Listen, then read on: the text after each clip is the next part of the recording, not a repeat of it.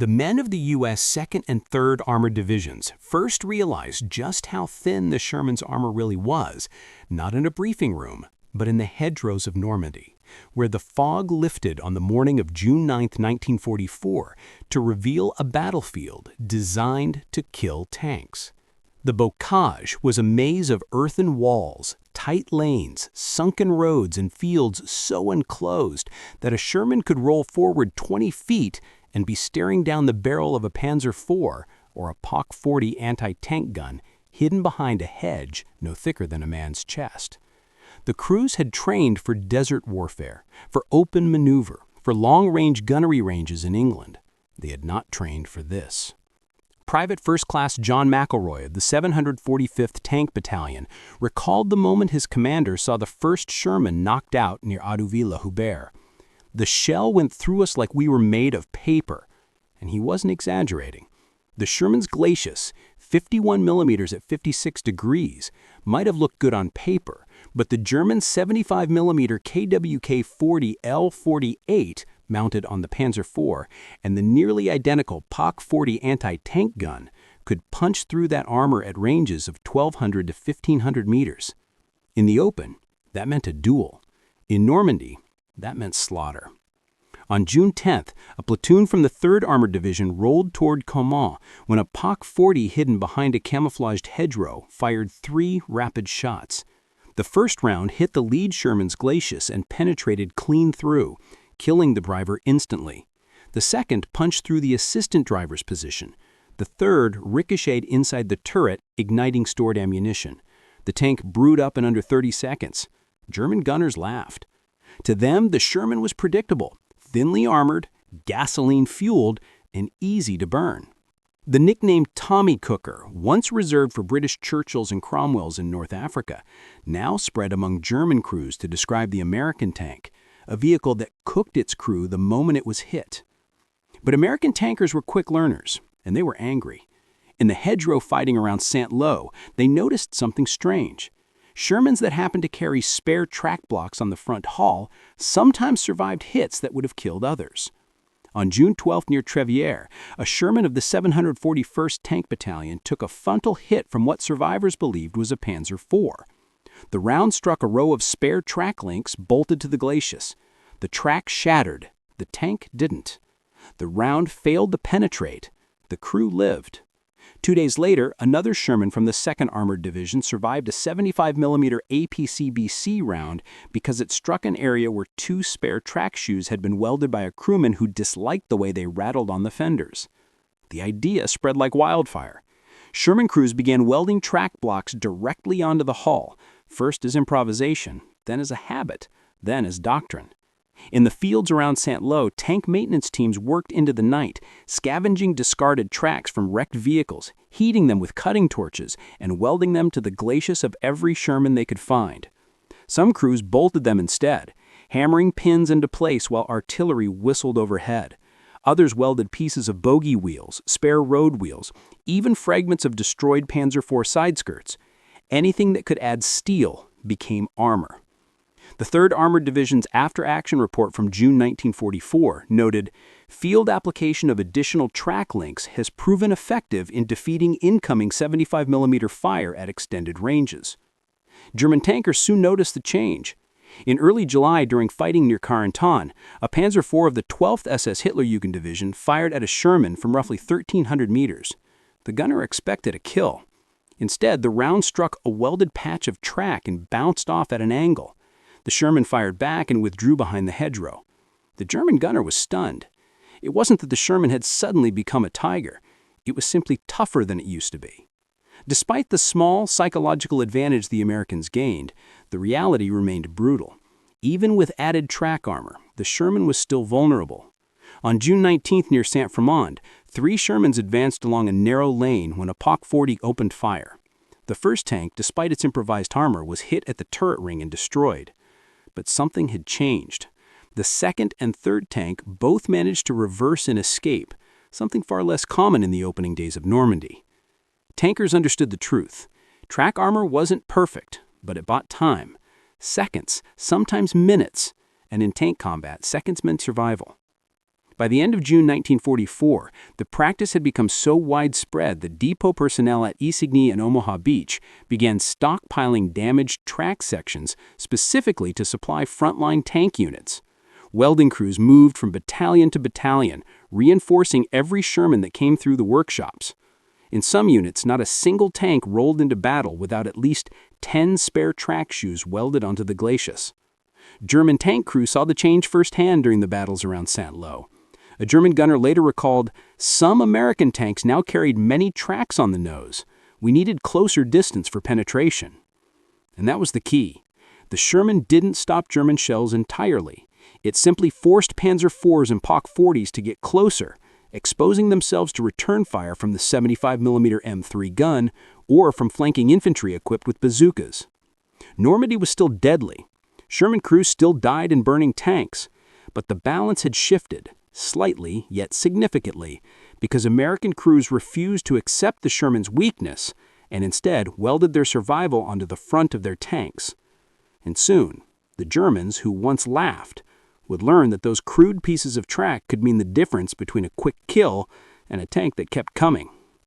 The improvised armor was only the beginning. The real transformation was still ahead, as the Shermans pushed into the hell of the bocage and the Americans learned how to turn weakness into strength. The American armored force did not wait for permission to solve its problems, and nowhere was that more evident than in the improvised workshops that sprang to life across Normandy in July 1944. Makeshift sanctuaries of steel, sweat, and desperation, where welding torches burned through the night and crews rebuilt their Shermans into something that Germans no longer recognized. These weren't factories. They were orchards, barns, roadside clearings, and church courtyards where tanks rolled in smoking and battered from hedgerow combat and rolled out hours later armored in a patchwork of scavenged iron, welded track blocks, and battlefield grit. The transformation began with necessity. The Sherman's 51mm frontal armor had proven insufficient against the 75mm PAC 40 and Panzer IV's WWII 40 guns that seemed to lurk behind every hedgerow. German gunners did not need close range. At 1,200 meters, the PAC 40 could send an APCBC round straight through the glacis and out the back of the tank. The survivors of those impacts, if there were survivors, could testify that something had to change. In the first days of July, the maintenance crews of the 2nd Armored Division set the standard. At a repair point near Villiers Facade, Staff Sergeant Carl Dupree of the 702nd Ordnance Light Maintenance Company began welding double layers of spare track links onto the front of Shermans rolling in from the line. The idea was simple. More steel meant more resistance. But the execution was challenging. Track links from Sherman tanks were made of manganese steel, notoriously difficult to weld. The first attempts cracked under stress.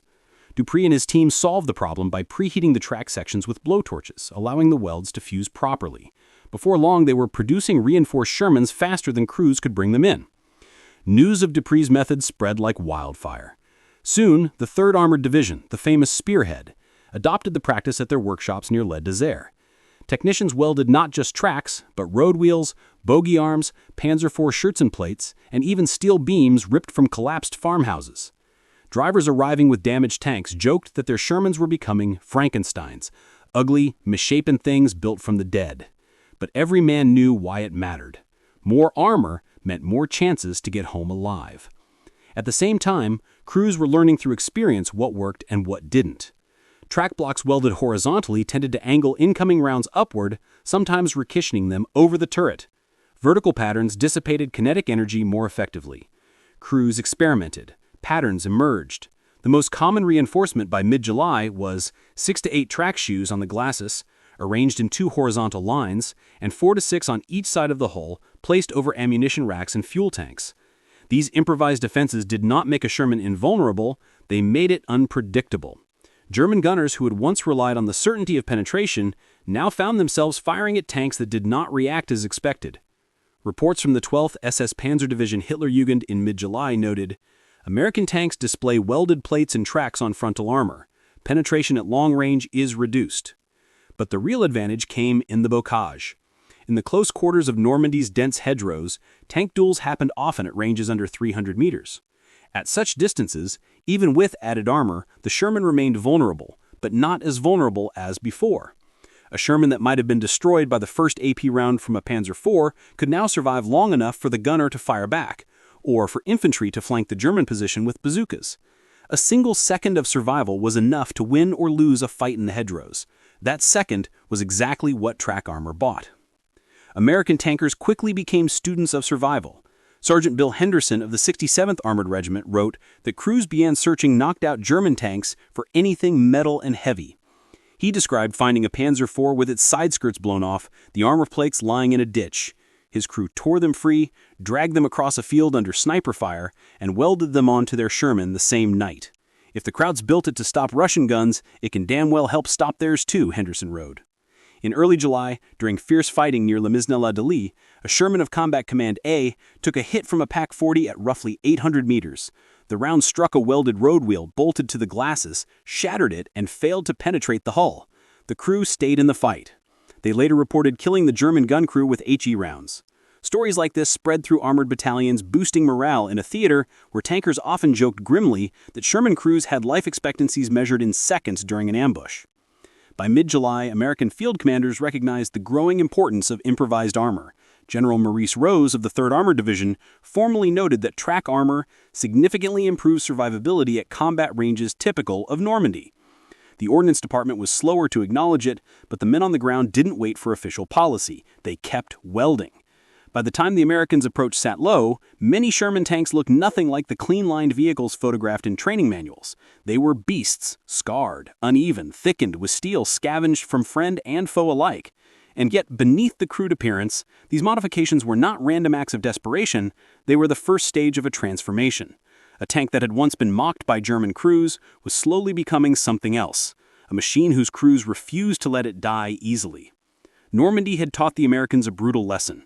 Armor is never enough. You either improve it or you burn. And the Shermans rolling toward Saint-Lô were beginning to look like tanks whose crews intended to survive whatever the Germans threw at them next. By mid-July 1944, something subtle but unmistakable had changed on the battlefield. German tank crews who once mocked the Sherman as a fragile, gasoline-filled Tommy cooker were beginning to hesitate. Panzer gunners who once fired with absolute confidence at 1,200 to 1,500 meters were now reporting ricochets, deflections, and incomplete penetrations. Officers who once treated the Sherman as an easy kill were now warning their crews to close distance before engaging. No single order captured the shift better than the entry recorded in the war diary of the 12th SS Panzer Division Hitlerjugend on 22 July 1944. Enemy tanks carry welded track links on the frontal armor. Long-range penetration with KWK-40 is unreliable.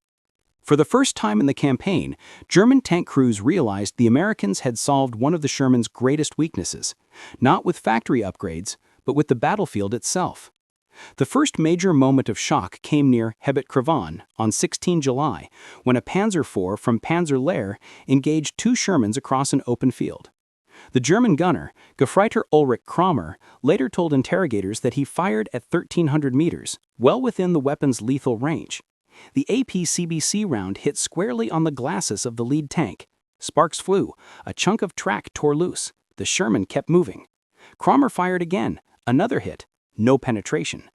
By the time he fired a third round, the second Sherman flanked his position and forced the crew to bail out. After the war, Kramer wrote simply, "We fired as trained." But the American tank was not the same as in June.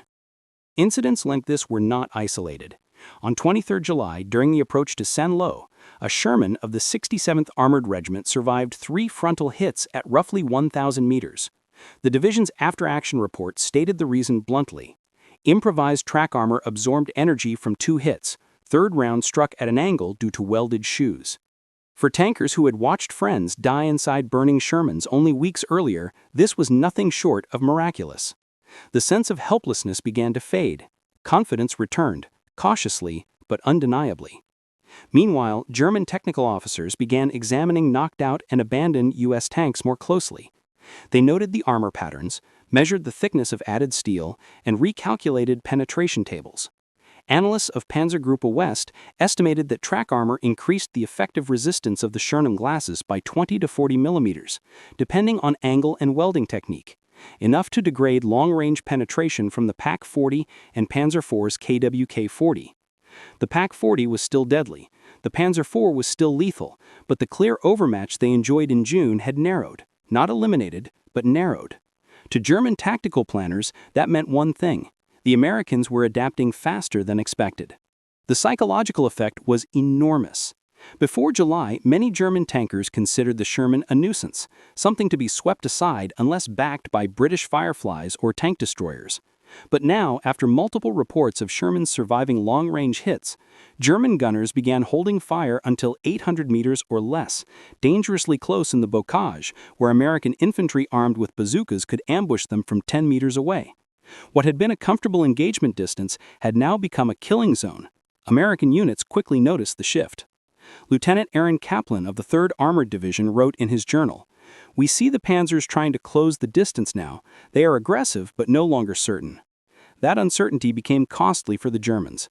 At Le Désert, a Panzer IV attempted to close to 600 meters to ensure penetration on a Sherman, reinforced with 3 layers of welded track.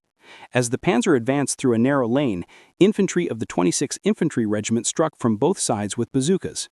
The Panzer was immobilized and abandoned. The Shermans survived the engagement and later helped evacuate wounded soldiers. But the most dramatic demonstration of Germany's shifting perception occurred during the fighting north of Perrières on 28 July. A platoon from the U.S. 4th Armored Division engaged a pair of Panzer IVs at roughly 1,200 meters across open farmland. The Germans fired first. The lead Sherman was hit twice on the glacis. Both rounds struck welded track sections. Both failed to penetrate. As the Shermans closed the distance, the German tanks attempted to withdraw, but too late. A combination of HE rounds and machine gun fire forced the crew to bail out. Post-battle inspection revealed that without the welded track armor, the Sherman would have been destroyed by the first shot. Instead, it led the attack. The effect of these encounters spread quickly through German units. A technical note from the 2nd Panzer Division stated, "Enemy tanks display improvised armor adjustments which reduce effectiveness of standard AP rounds at distance." Meanwhile, American confidence surged. Tankers no longer felt condemned to die in a vehicle the enemy mocked. Sergeant Harold Weston of the 745th Tank Battalion said it best in a letter home, "We don't take hits as easy as before. The Krauts don't laugh anymore." By early August, as Operation Cobra began to tear open the German lines west of Saint-Lô, the full effect of improvised armor was visible across the battlefield. Shermans rolled into battle covered in welded tracks, Panzer road wheels, scrap steel, spare plates from wrecked German tanks, even cut down boiler sections from French farms. Some looked monstrous, lopsided, lumpy, patched together, but every crew knew the truth behind the ugliness. Every added pound of steel meant another chance to live. And as the Americans prepared to break out of the bocage then into the open country where tanks could maneuver freely, the Germans had to face a new reality. Their once mocked opponent had changed. Sherman armor was no longer fixed, no longer predictable, no longer weak in the ways they had depended on. The battlefield had forced the Americans to evolve, and the results were starting to show. The Germans had stopped laughing, and soon, as the breakout into Brittany and the drive towards the Seine began, they would learn just how dangerous a Sherman could be when its crew refused to die quietly. By early August 1944, the Normandy campaign had entered a new and violent phase. The hedgerows were breaking open, German lines were collapsing under the weight of Operation Cobra, and U.S. armored divisions were finally beginning to fight in the type of terrain Shermans had been designed for: open country, where maneuver mattered more than ambush angles. But the Germans were not done. Panzer Lehr, 2nd Panzer Division, 116th Panzer, and remnants of the 12th SS had pulled back toward Argentan and Falaise, forming a desperate defensive ring to hold the last escape corridor for tens of thousands of German troops retreating east. In these chaotic battles, improvised track armor proved not only useful, it became battlefield legend.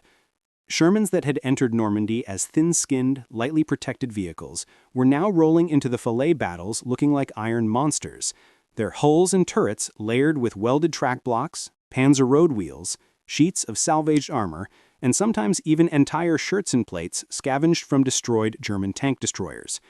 They were ugly, they were heavy, they were slower, but they refused to die. The men of the 3rd Armored Division fighting near Le Désert and Rancé were among the first to report a startling pattern.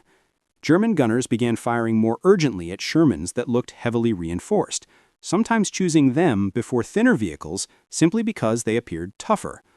One tanker joked bitterly, "Krauts shoot the ugliest tank first. But that ugly armor saved lives. On 7 August 1944, during the German counteroffensive known as Operation Lüttich, the desperate attempt to cut the U.S. line at Mortain, Shermans of the 30th Infantry Division's attached tank battalions were hit with waves of Panzer IVs, Panthers, and assault guns, fighting under cover of morning fog. A Sherman of the 743rd Tank Battalion took 2 hits from a Panzer IV at an estimated 900 meters. Both rounds struck welded track links and a spare bogie wheel that had been added only days earlier. One round shattered the road wheel but failed to penetrate. The second round hit a double layer of track, cracked it apart, and ricocheted into the dirt. The tank backed into cover, its crew shaken but alive. 15 minutes later, the same Sherman re-engaged and helped disable the Pak-40 covering the German advance. Its gunner later wrote, "That damn track saved us, no question." Similar incidents occurred across the front. Near Barrington, a Sherman of the 3rd Armored Division survived a frontal hit from a Stug 3 at 1,100 meters. The 75mm round struck directly on a section of Panther Schützenplate the crew had welded on the night before using steel ripped from a destroyed German tank destroyer. The Schützenplate bent inward, cracked, and fell off, but the Sherman Douglases remained intact. For German crews, such events were deeply frustrating. They were trained on penetration tables, muzzle velocities, and armor slope calculations that assumed the Sherman's frontal armor was uniform. But the improvised armor ruined those assumptions. No 2 Shermans looked alike, no 2 impact points behaved the same. The Panzer IV gunner, who had confidently fired on thin-skinned American tanks in Tunisia, now found himself engaging vehicles whose armor thickness he couldn't predict, and whose weak points were often hidden under several layers of welded steel. During the chaotic closing of the Falaise pocket in mid-August, German documents began acknowledging the problem. A report from 116th Panzer Division stated, "American tanks increasingly reinforced with track links on hull and turret, long-range fire less effective, engagement distance must be reduced." Reducing distance, however, was suicide. At close range, bazooka teams and American infantry were lethal. At long range, reinforced Shermans could now survive the first hit and shoot back. In the swirling battles around Chambois and Saint-Lambert-sur-Dives, tank duels erupted across fields choked with smoke, wrecks, and fleeing German columns. One Sherman from the 2nd Armored Division fought off 3 separate attacks from retreating Panthers. The first Panther fired at 1,400 meters, its round smashing into a welded track plate and ricocheting upward. The second Panther fired at roughly 1,000 meters, striking the reinforced turret cheek and gouging a deep crater, but failing to penetrate. The crew commander, Lieutenant Joseph Klein, kept firing and knocked out the second Panther with a side shot moments later. The third Panther tried to close distance, but was hit by artillery before it could engage. Klein later said, "If we hadn't welded that steel on, we'd be dead 3 times over." As the breakout surged east, Sherman crews grew bolder. Tankers began scavenging not only tracks, but large sheets of boilerplate, farm machinery parts, and even steel doors from barns and workshops. The extra weight sometimes overstressed the suspension, but crews accepted that risk. Survival was worth a broken bogie. Meanwhile, German morale slowly eroded. Panthers and Panzer IVs that had once dominated long-range fights suddenly found themselves in duels they could no longer predict. A Panther commander captured near Trun admitted, "The Americans improve their tanks every week. We do not know what they will look like when we see them again." For the Americans, the psychological reversal was enormous. The tank once mocked by Germans was no longer the helpless underdog. It had become a stubborn, resilient brawler, capable of taking hits, giving hits, and surviving battles that had once seemed hopeless. The improvised Umber did not make the Sherman a match for the Panther or Tiger head-on, but it narrowed the gap enough for American tactics, speed, numbers, coordination, to dominate. And now, as U.S. forces pushed toward the scene, the Sherman was no longer fighting for survival. It was fighting for victory. What had begun as desperation welding in the hedgerows had transformed into battlefield adaptation that the Germans could neither predict nor counter. And in the next phase of the war, the brutal drive toward the German border, that adaptation would prove more important than ever. By September 1944, as the U.S. Army surged toward the German border, the improvised armor that had begun as a desperate necessity in the hedgerows of Normandy had become a defining feature of the Sherman and a symbol of American adaptation in the face of German firepower. What started as scattered welding jobs in orchards and barnyards was now universal across armored divisions from Brittany to Belgium. Shermans rolled eastward, covered in a chaotic mosaic of spare track blocks, salvaged bogie wheels, chunks of Panzer armor, and steel plates stolen from French workshops. Ugly, but unmistakably tougher. And as the fighting moved into the Siegfried Line in the frozen hell of the Hürtgen forest, this improvised armor would once again justify every hour spent welding in the Norman night. The Siegfried Line was not hedgerow country. It was concrete dragon's teeth, fortified bunkers, forested hills, and narrow towns where every street became a shooting gallery. German anti-tank guns, Pak-40s, Pak-38s, and the dreaded 88mm Flak converted to ground fire were positioned to fire from 1,500 meters or more, killing Shermans before they could even identify the threat. Yet despite the heavier firepower they now faced, Sherman crews discovered something remarkable. The improvised armor still mattered. In late September, near Aachen, a Sherman of the 745th Tank Battalion advanced toward the village of Alsdorf when it was hit by two Pak-40 rounds from roughly 1,200 meters. Both shots struck the glacis, hitting a double layer of track that had been welded on 2 weeks earlier. The first round shattered the track and deflected upward. The second round cratered the remaining steel but did not penetrate. The crew backed off, stunned but alive. The battalion commander wrote in his daily report, "Track armor saved this tank outright." German reactions grew increasingly grim. At a briefing of the 9th Panzer Division, officers were told that American Shermans no longer fall reliably to long-range fire. A field note from a Panzer IV company in early October stated, "Enemy tanks must be engaged at close range to ensure destruction. Improvised armor creates inconsistent results." That inconsistency was the key. The Germans no longer trusted their penetration tables, charts once considered gospel. With every welded Sherman they faced, their certainty shrank. Their gunners hesitated. Their commanders grew cautious. On the American side, the psychological shift was profound. A tank that could survive a frontal hit, even once, was a tank worth fighting in.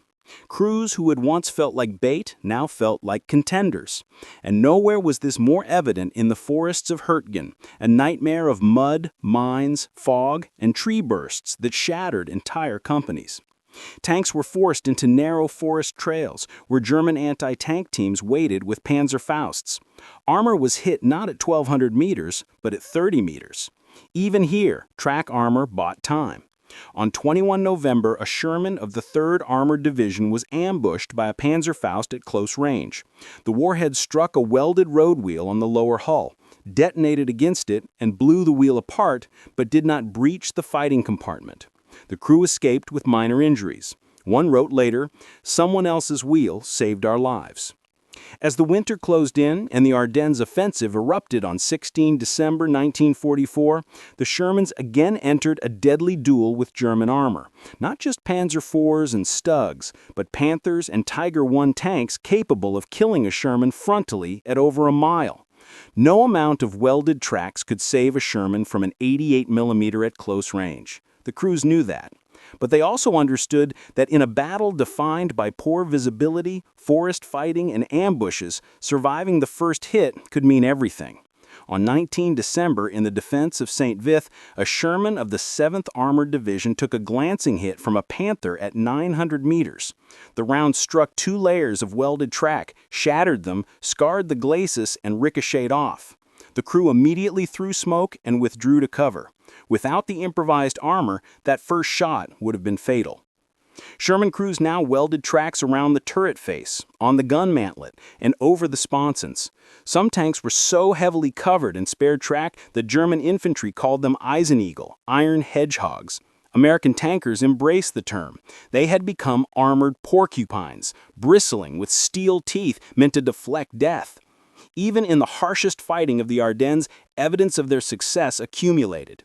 A 14 January 1945 report from 8th Corps recorded 7 Sherman crews who survived direct hits because track armor absorbed the initial impact of German AP rounds. One tank from the 6th Armored Division survived 5 hits during the drive toward Bastogne, 3 from Pak 40s, 2 from a Stug 3, because all 5 rounds struck reinforced areas. The tank was battered, shaking, nearly inoperable, but its crew lived. German technical intelligence reports captured early in 1945 complained that Sherman modifications were unpredictable, varied, and increasingly difficult to defeat at range. A Tiger commander captured near Schönberg admitted, "We can no longer assume a kill with the first shot. Some American tanks require 2 or 3. This changes our tactics." Changing German tactics meant changing German survival. Every extra second a Sherman lived was a second a bazooka team could flank a Panther, a second artillery could shift fire, a second infantry could suppress the gunner. Improvised armor did not make the Sherman invincible, but it made the battlefield less predictable for the Germans and more survivable for the Americans. By the time U.S. forces crossed the Rhine in March 1945, nearly every Sherman bore the scars or the reinforcements of months of battlefield adaptation. Some had track armor neatly welded in rows. Others were covered in chaotic layers of salvaged steel. A few carried so much added weight that mechanics joked they should be reclassified as heavy tanks. But factory design no longer mattered. What mattered was that American tankers had rewritten their own armor, forged in battle and welded by hand, under fire, in the mud, darkness, and terror of the European campaign. When the war finally ended, many Shermans were stripped of their improvised armor for transport home or for redeployment.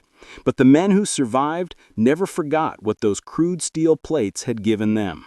In veteran interviews decades later, Sherman crewmen spoke not of the tank's thin armor, but of the armor they built. As one crewman from the 3rd Armored Division said in 1984, "They laughed at our tanks. We welded until they stopped laughing."